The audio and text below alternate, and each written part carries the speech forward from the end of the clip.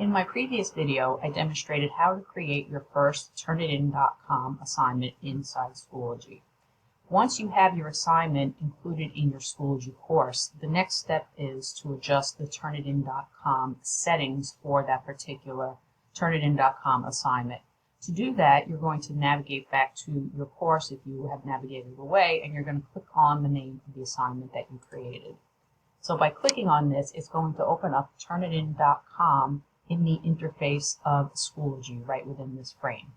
So right now, by default, it is looking at our assignment inbox, indicating that no students have submitted this yet. However, before they actually do start submitting, I want to adjust some of my settings. And to do that, you're going to come over to the right-hand side over here and click on this settings icon. So this is going to give you the title that you had already typed out when you first created the assignment. And in instructions, you can include additional instructions that you want the students to follow to complete this assignment. You can adjust the grade if you are assigning a grade here. The start date is going to be the date and time of when you originally created it, but you can adjust any of these settings. So for example, if you want to match the due date here with the due date that we had just set in the Schoology settings, you can click on this and then you can go back to whatever date you want this to be submitted. And you can also adjust the time here as well. So if we want to do this at midnight, we can put that in here as well. Now, if we go down here over to feedback release date, if you're going to be marking up or including comments on student submitted essays and you don't want them to see it right away, you can adjust that. If you do want to give yourself some time to grade and not release feedback right away, you can do that. This way you don't have some students who are seeing feedback and other students aren't. So right now you can see here there's a little bit of a few days in between these two dates, but that's up to you.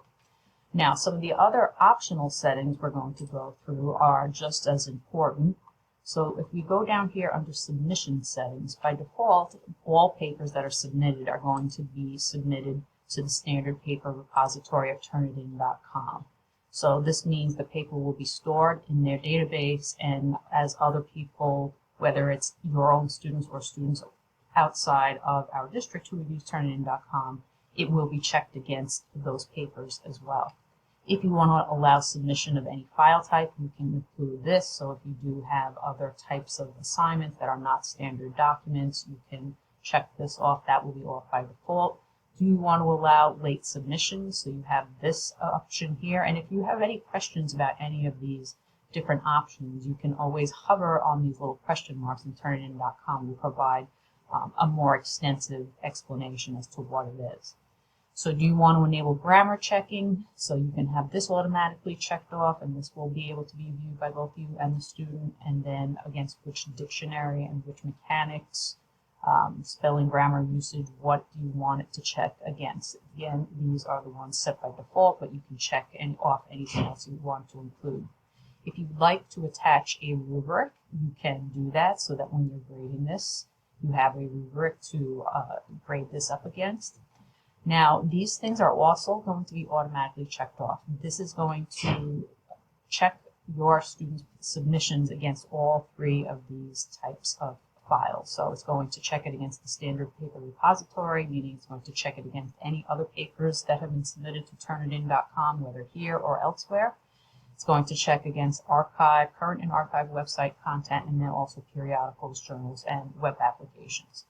Now, this part over here is particularly important to look at, and this is the Similarity Report. So this is what's going to be shown to you as well as your students if you want them to see it, exactly what matches have been found with their paper against other papers or website content that's out there.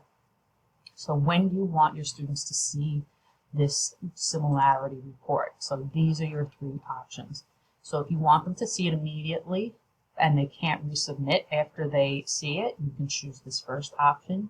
If you want them to see it immediately, but then maybe you want the students to be able to continue to submit to refine their work up until the due date, this is another option. Or do you want the Similarity Reports only to be generated and seen on the due date of the actual report? So you have these options over here. Also, these options will also be very important. Do you want to exclude from that similarity report any bibliographic materials that are in their papers?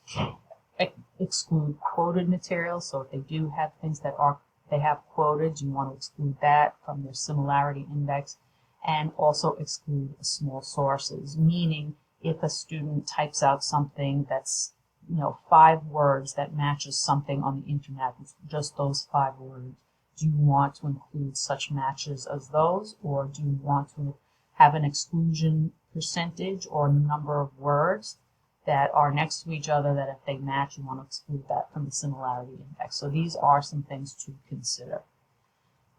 You do have the ability to create a template that the students would work off of. If not, they would just submit the paper as is. And if you believe you're going to use these settings that you set up for additional Turnitin.com assignments, you can check this off, and these settings will remain on for all the other assignments that you create. However, you will be able to change them as needed. So once you have your settings all set up the way that you want to, you must click Submit so that all of those changes are saved. And now your assignment is ready for your students to start submitting their papers.